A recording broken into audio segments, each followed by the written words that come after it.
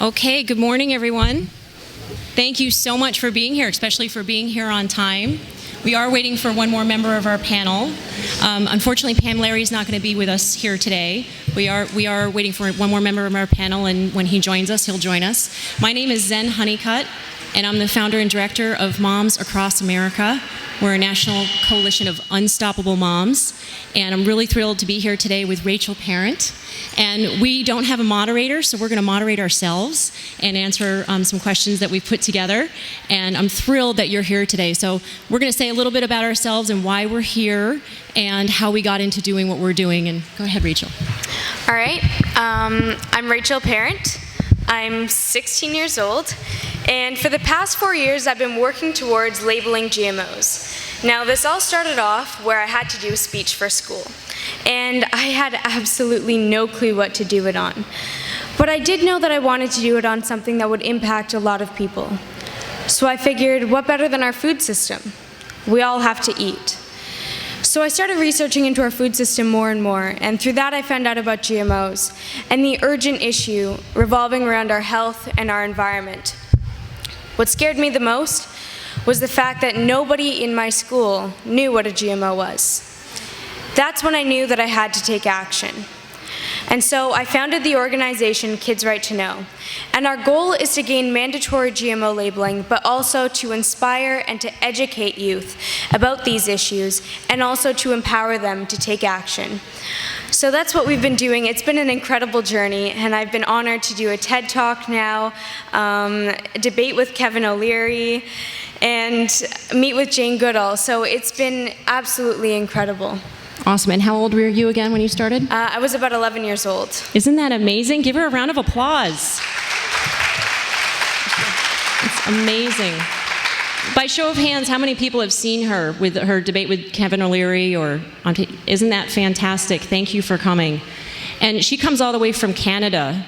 And let's just say Canada could use a little more activism. And so yes. She's really leading the way in Canada and making a lot of strides with what's happening there. And it's just very exciting that she's here today with all of us and her parents. Raise your hand, parents. Right over here. Raise your hand, Mom. Okay, give them a round of applause. Thank you so much. Awesome. So, all right, we're going to keep going. Maybe our other panel member is at another place. Okay, so a little more background about myself. I'm a mom of 3 boys. They're 12, 10, and 6. And they have food allergies to wheat, gluten, nuts, tree nuts, tree nuts, peanuts, dairy, eggs, and carrageenan, which is a seaweed food thickener that's in just about everything that kids like. Hot dogs, ice cream. It's in organic chicken meat. It's in soy milk and almond milk. And my husband and I never had any food allergies when we were kids. So when I found out about GMOs and glyphosate, which is the active chemical ingredient in Roundup, that I knew that they had to be related. And so I got my son to go GMO-free. I actually didn't know that much about glyphosate to begin with, but I got my son to go GMO-free, and within 4 months, his allergies were dramatically reduced. This big red line around his mouth was almost completely gone when he was subjected to that, to carrageenan again in toothpaste. So he started to get better, and I started to notice that, wait, other kids are developing these rashes, autism, allergies, autoimmune issues, all kinds of, our kids are getting sick at skyrocketing levels. Something is going on here, and more other moms started to say, wait a second, my kids are getting better too when we get off GMOs. Now this was 2012 when we just found out. You just found out in 2012 too, right? Same year. Yeah. So thank you to Robin O'Brien and Jeffrey Smith and all of the activists who came before us for 17 years. So we created Moms Across America because we wanted as many people to know about GMOs in the shortest amount of time as possible, being efficient moms. And so I thought of 4th of July parades, because one parade, 3 people deep, 3 spectators deep, for 3 miles equals 49,000 people. Most small towns that have parades, you can reach 5, 10, 20, 30,000 people in a family-friendly, easy way, right? That people actually want to see what you're talking about. So we did Moms Across America March to Label GMOs, and in the first year we had 172 moms join into parades. And raise your hand if you've been in a parade. A Couple people? Yay! Thank you so much. So we joined into parades and reached thousands of people locally and millions nationally in a single day. And we've now had over 700 events in the first 3 years, all started by volunteers and leaders. And we're reaching hundreds of thousands, a week on Facebook and through our website. So it's been very exciting to grow, and we're getting more and more testimonials from people who say that their children are getting better when they get off GMOs and related pesticides. And so we're thrilled to be able to continue to share this knowledge, because when my son almost died from a nut allergy in the hospital, that moment, that's not something that any parent should ever have to go through, seeing their child almost die from food. And I'm sure Rachel knows, many teenagers and children who are just really impacted right now. So we're gonna talk today about organic food and activism, why organic food is important and what we can do about that. And we're really excited to have you in with this conversation. So now we're gonna talk a little bit more about our food. Yeah. So when I was a kid, an apple was an apple. We got milk from the cow, from the farm up the street. It had the cream on top. We had Hostess Twinkie cupcakes now and then. It wasn't going to kill you. It was not a big deal. We could have the cotton candy at a county fair. We went out to restaurants now and then. We went to McDonald's once in a while. My dad's on Father's Day for the stack of pancakes. We didn't eat junk food all the time, but it also wasn't going to make you sick if you ate it once in a while, right? And food is completely different now. It's just not labeled. We're not aware of what's going on and what's in the food. So I would like to know, since you've been eating GMOs your entire life, I mean, not now, but GMOs have been around for your entire life. What is your experience of food in America today? It's really sad to see. Food has changed so much, and I think not only the food has changed, but people's perception of food. It's become about what's convenient, what's easy. And that's been really tough to see more and more, and now that I'm aware of the issue.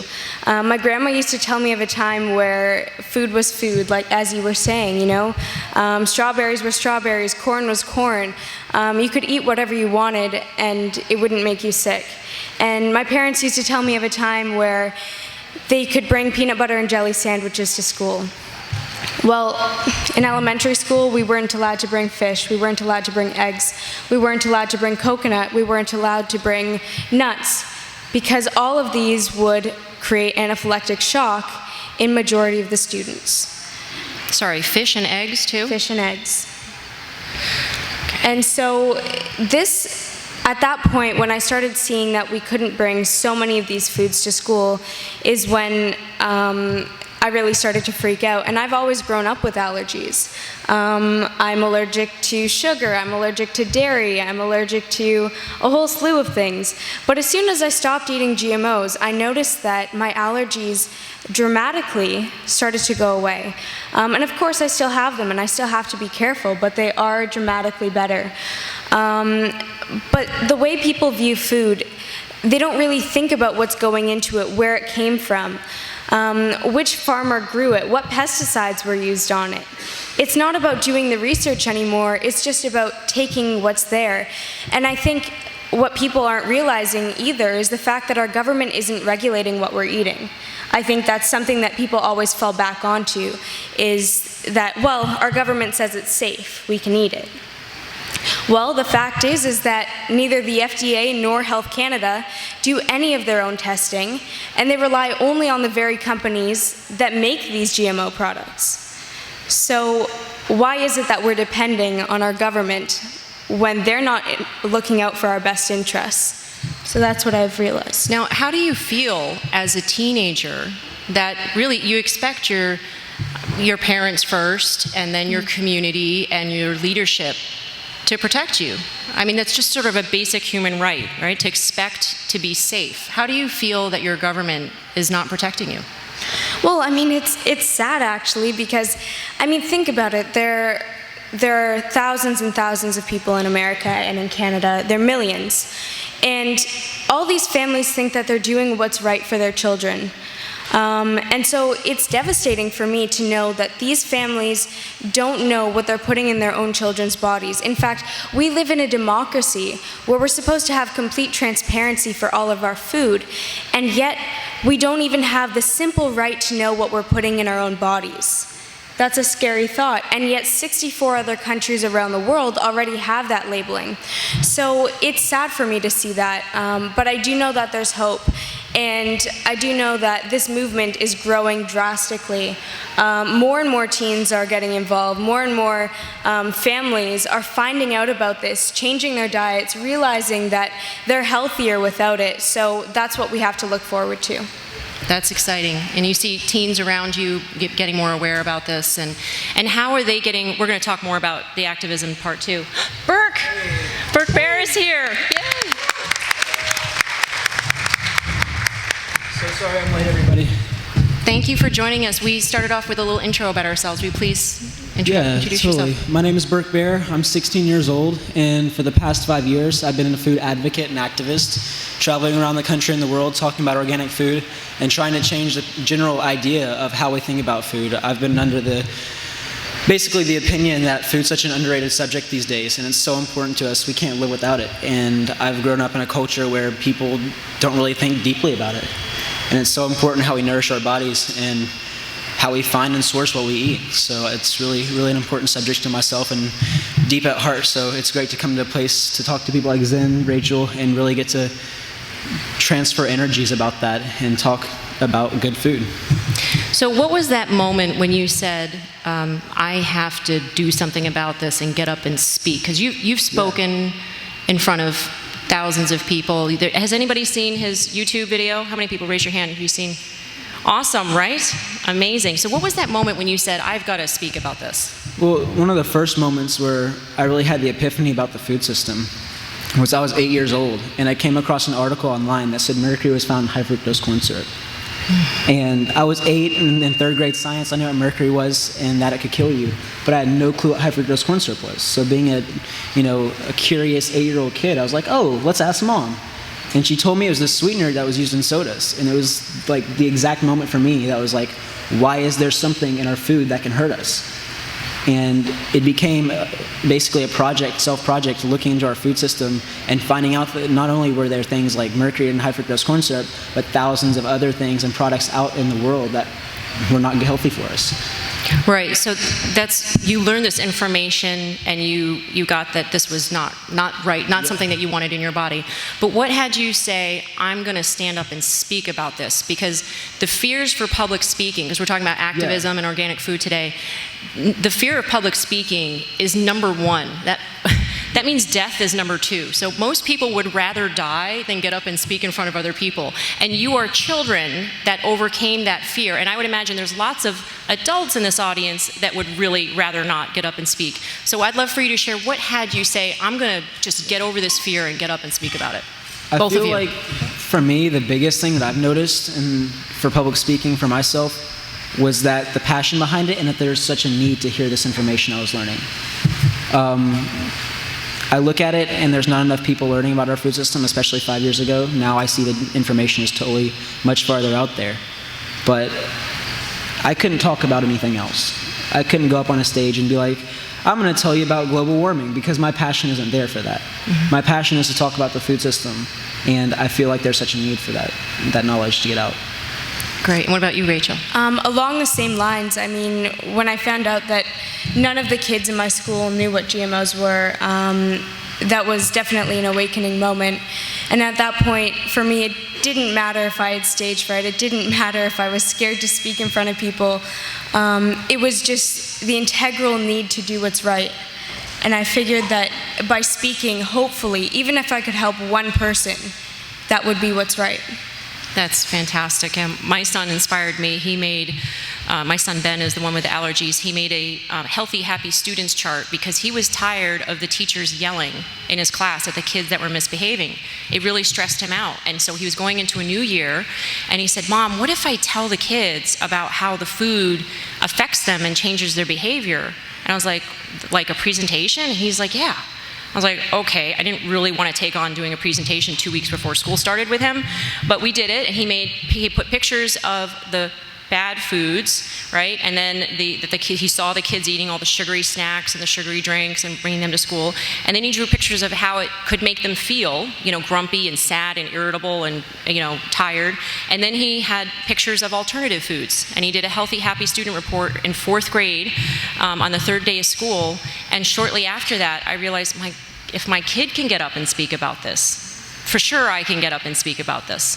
And it was Prop 37, which you were both very instrumental in supporting. And I was sitting in the back of the room. We hadn't found out yet whether or not GMOs were going to be labeled. And the local coordinator was acknowledging everybody for what they had done. And I started thinking about, what did I do, in this campaign? And I realized I had helped out, which is really great. I passed out flyers and all that. But then I asked myself, wait a second, why is she in the front of the room and I'm in the back of the room? I just realized I hadn't taken on a role of leadership. Nothing wrong with that, but my actions definitely would have been different if I had taken on a role of leadership, right? And so then when I was out in the car after we found out that Prop 37 didn't pass, my 9-year-old son, the same son, Ben, said to me when I was crying that it didn't pass, he said, well, Mom, even Star Wars took 6 episodes. Yeah, and so I thought maybe it's time for a new episode. Maybe it's the time where I take on leadership. In my head, I'm the one that's going to transform the food industry, not somebody else. Obviously not me by myself, but it's not up to somebody else. It's up to me, right? Just like you said, it's up to you, and it's up to you to get up and stand up and speak about this. So that's why the motto for Moms Across America is Empowered Moms, Healthy Kids, and why we do speaker trainings, and why you speak, I'm sure, to get the information out to people to inspire and empower them. So thank you very much. It's very exciting. Birke, I also want to hear from you. We covered a little bit about how food has changed. And in your talk, you cover it really great. Can you talk a little bit about how food has changed and how you perceive food in America today? Yeah, I feel like a lot of my perception of how our food is and our food system in America is it's been a velvet curtain type mentality. We look at food and we see it on the stage and it's presented in such a glamorous way. And it has been ever since I was a little kid. You think of the authentic, American red bar and the old pickup truck, all the animals out in the prairie. But once you start learning about it, it becomes a whole another level of things. There's such a fallacy and a deception about food because of the way it's marketed to the public.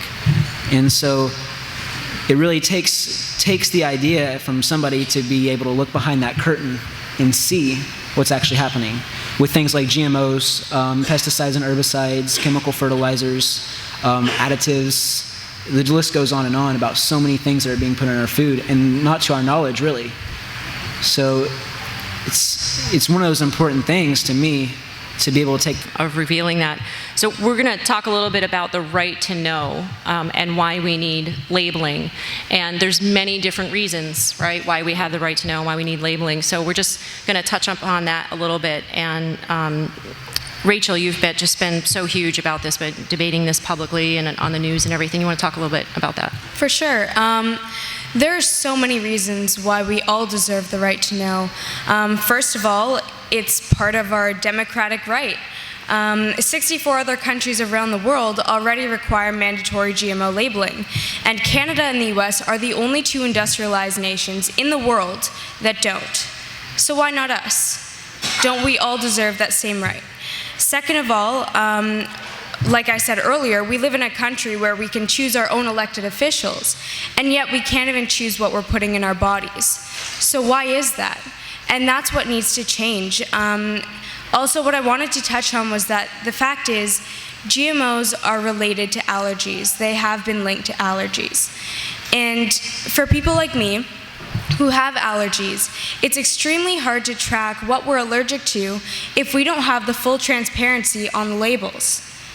If I'm allergic to genetically modified ingredients, I wouldn't know what's in that food if it's not labeled. So that's why we also need to get it labeled for people with health issues, because it may be linked to GMOs.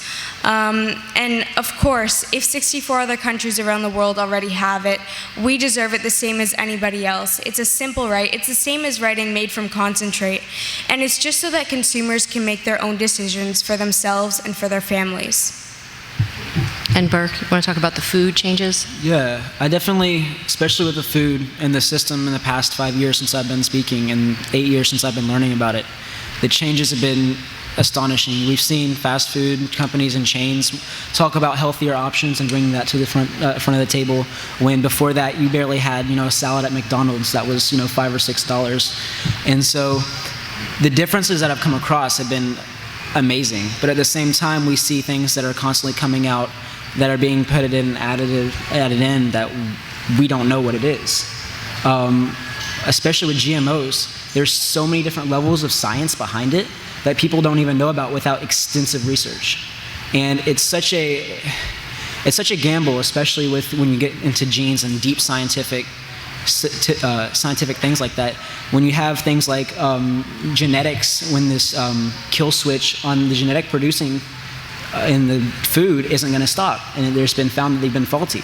So for all we know, there are some people out there who have Bt toxin growing in your gut, and it's such a gamble with food, and we really don't need that in our system. And once we can figure out how to avoid it and make it an option for people to be able to avoid it knowledgeably, then that's really, really a good step to take. Yeah, awesome, thank you.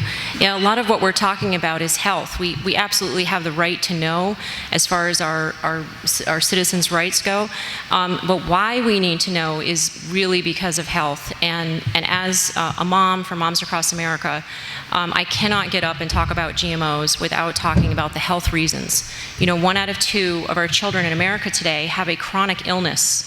This is astonishing, but I bet you if you ask any of your friends, your family members, almost every single family will have a child that either has autism, allergies, autoimmune issues, asthma, diabetes, obesity, or mental illness. We've got 57.7 million Americans with mental illness today. That's affecting 1 out of 5. And keep in mind that these people are our politicians. They are our policemen. They are our co-pilots. They are our teachers, our friends, and our families and loved ones. They are people that impact our children's lives and our lives on a massive way. And they're not going to admit most of the times that, especially if they have a position of power, that they have mental illness. So what we're looking at here is the deterioration, did I say it right, of America on a massive level, and it's something that we just can't ignore. When you look at a Facebook page for Crohn's and colitis of mostly 20-year-olds that are getting their intestines sewn up, they're getting colostomy bags on the outside of their bodies, and they're announcing that they're going on disability at 20 years old because they have so much chronic pain, who is going to support them for their entire lives? The taxpayers in America that is not sustainable. So this is what's happening in America. We've got 1 out of 2 males and 1 out of 3 females that are expected to get cancer in America today. Now, all of these issues are directly related to GMOs and glyphosate. And if you just give me another minute or two, it's okay. I'm going to explain that. Okay, so GMOs are genetically engineered to either be a pesticide, which means that the toxin is inside of this. I don't think I really need to explain all of this to this crowd, but I'm just going to reiterate it. And then, or they're engineered to withstand herbicides. So this means that we are absorbing and ingesting chemicals at a higher level than ever before in recorded history. Now, 80% of GMOs are engineered to withstand Roundup, and the active chemical ingredient is glyphosate. And how glyphosate impacts our gut, and this is scientifically proven, is it destroys the beneficial gut bacteria and it promotes the proliferation of pathogenic gut bacteria. And this impacts our gut in a very, very serious way. This means that the pathogenic gut bacteria, all of this, I just talked to Dr. Don Huberté, Clostridia botulinum, Clostridia, many different Clostridias. They have on the outer walls a thing called lipopolysaccharides. And those lipopolysaccharides communicate to the vagus nerve, which is in the gut, up to the brain, and tell the microglia cells to go and attack. There's a bad guy here. And those microglia cells create glutamate, which is an excitotoxin, and they therefore go and kill neurons in the brain. So it is an autoimmune reaction where the body attacks itself. So the increase of bad gut bacteria is literally causing neurotoxicity in the brain. That means a kid will suddenly start stammering or have erratic behavior or banging their head against the refrigerator repeatedly. This is what we're seeing with 8-year-olds getting autism, which is what happened to my son. So, but we removed the symptoms by going organic and removing glyphosate. We tested him at that time when he had a sudden autism symptoms, and he had 8.7 parts per billion in his urine. And 6 weeks later, after removing all that, his glyphosate levels were no longer detectable, and his autism symptoms were gone and have never come back for 2 years. So, and you can also relate this to Alzheimer's and dementia. Dementia is now affecting 40 to 50-year-old people. We're having mental illness at a really wide scale level. I could go on and on about health. But what we also want to touch on for sure is activism and what we can do about it. So let's just talk a little bit about what do you see in the climate today? What is it that people can do to raise awareness? And what are some things that you've done or that you'd like to maybe promote that is happening right now? I feel like the most important thing anybody can do that's easy is just start talking to your friends, family, and neighbors about what you learn, what you know about the food system.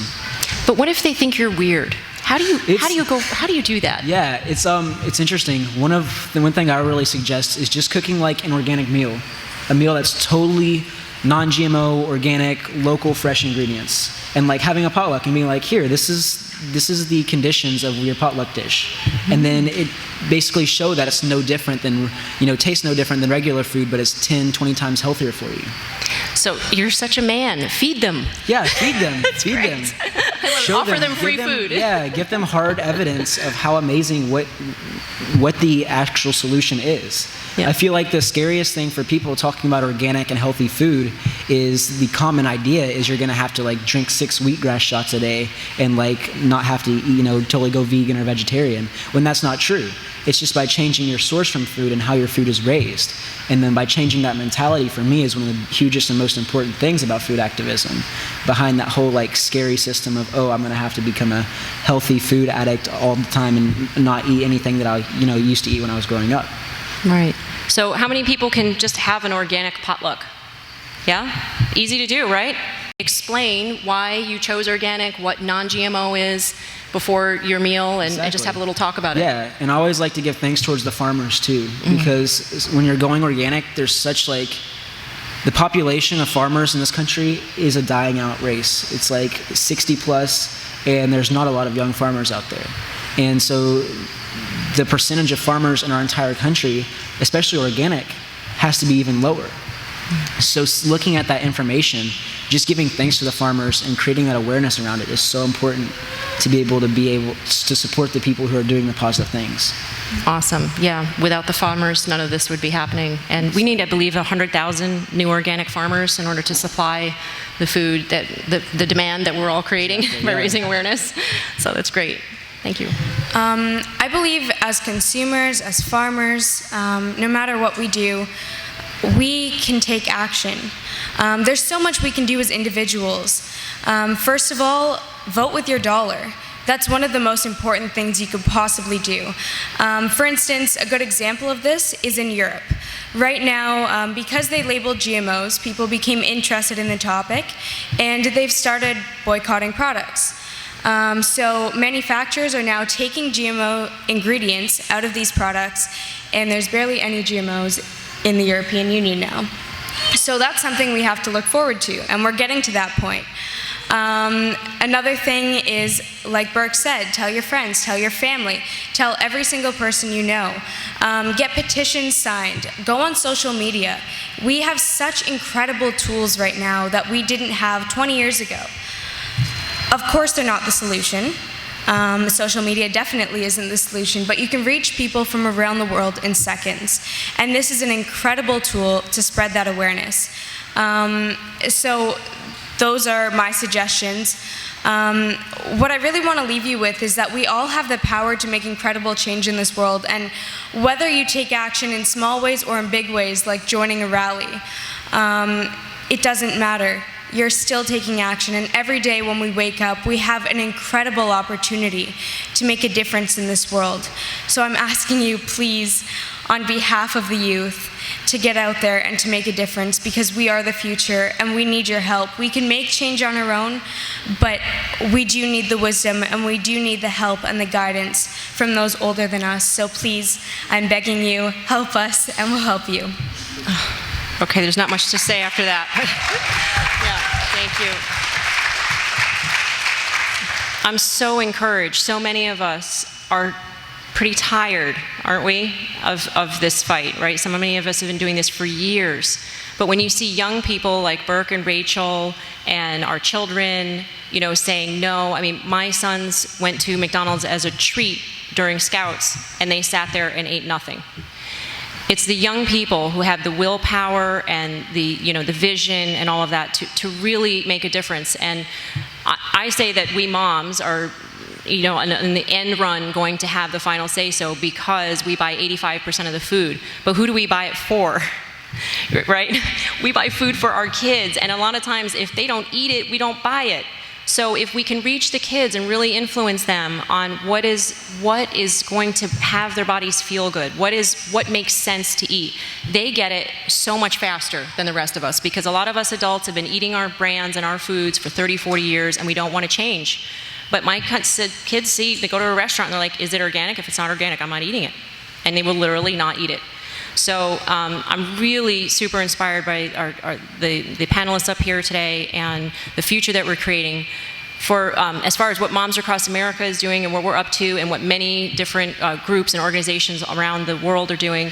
Finding out whether or not glyphosate, again, the active chemical ingredient in Roundup, whether or not that is in your body, whether or not it's in your tap water, whether or not it's in your urine or your breast milk, is super important, because the opposition is saying, well, these moms have all these testimonials that their kids are getting better, but they don't have any evidence. So we need evidence. We can't win any lawsuits without it. We can't change any politicians' minds without this. So what we need is for you to go to momsacrossamerica.com and go to Action and click on the link to get your urine or tap water tested for glyphosate. And within about a month, you can also get your breast milk tested for glyphosate. And when we have thousands of these, and it's coming, we're very soon going to be able to test food, all kinds of food, and we are actually, GMO Free USA is testing food, but on a very big level, we're gonna be able to test foods and oils and sodas and all kinds of things, because we have the right to know if we're eating toxic chemicals. And when you know at what levels, and then you can retest yourself later, like I did with my son, you can track this. And the fact is that within 1 week, you can remove 90% of the toxic pesticides from your body, and within 2 weeks, 100% if you eat all organic and if you really watch what you're doing. The other thing is to put reverse osmosis systems on your water. I tested my water, it was 0.086 before the reverse osmosis, and it was below the detectable level of 0.05 afterwards. Now that doesn't mean that there's not still glyphosate in there.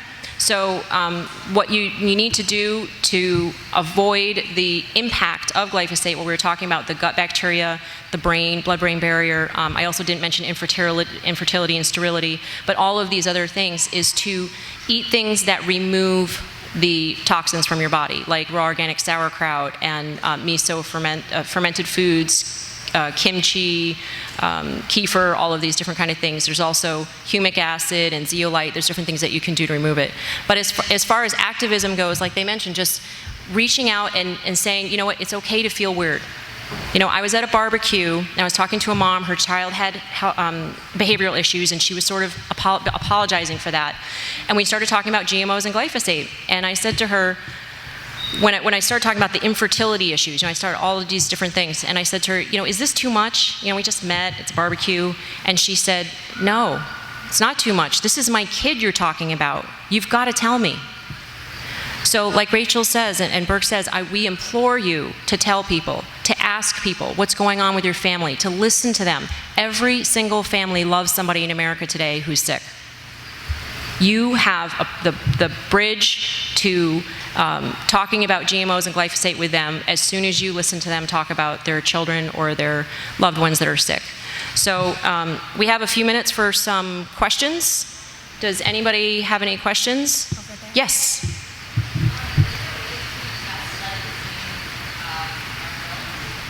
Yes, that's what I just said, at momsacrossamerica.com, under Action. So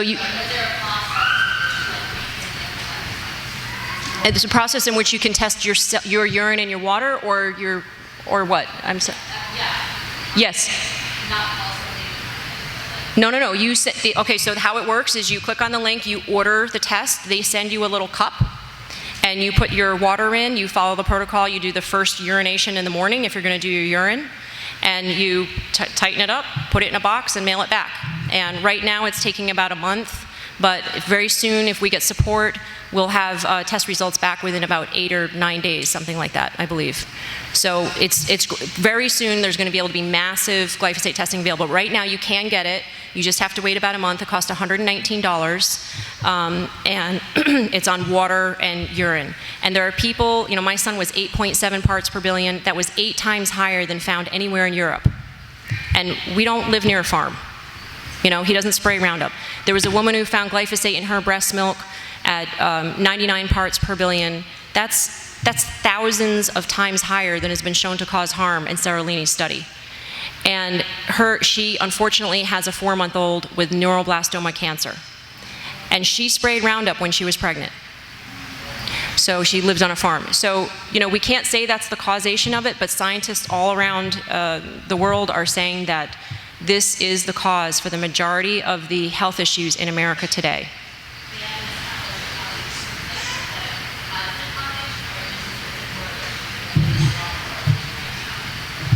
There are studies that actually show causation. The neurotoxin one, the EPA recognizes that it's a reproductive effector, and it causes liver and kidney damage. The EPA itself says it causes liver and kidney damage. 20,000 young men have died in South America that sprayed glyphosate on sugar fields. There are hundreds of studies that show harm from glyphosate. And there are only 2 safety studies, the one from Seralini that showed that glyphosate caused harm at 50 parts per trillion in the rats, the sex hormone changes, and liver and kidney damage. And then Judy Carmen's on the pigs, Judy Carmen and Howard Vliger, a farmer, that showed some health issues, major health issues with the pigs related to autism. The pigs had stomachs that looked just like the kids with autism. Yes?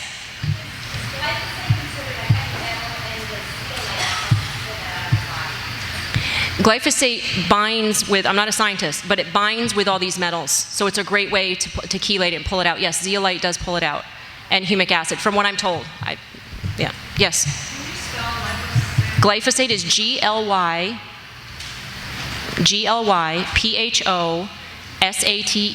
And if you go on to momsacrossamerica.com under data, you will get all the studies, scientific studies you need about that. Yes?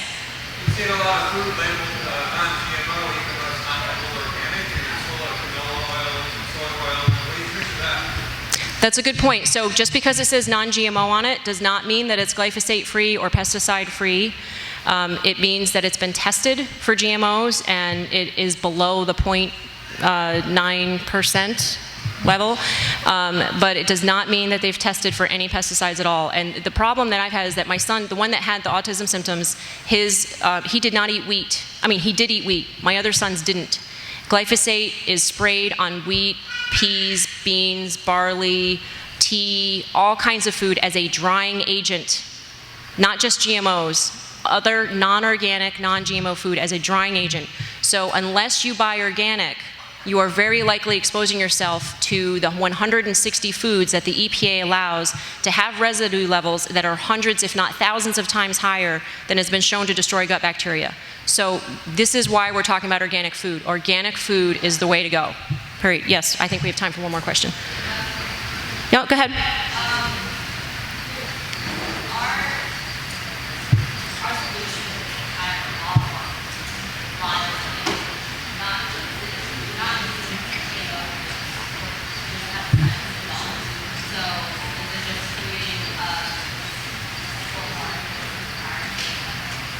Is it creating a cycle of what? Can you speak up?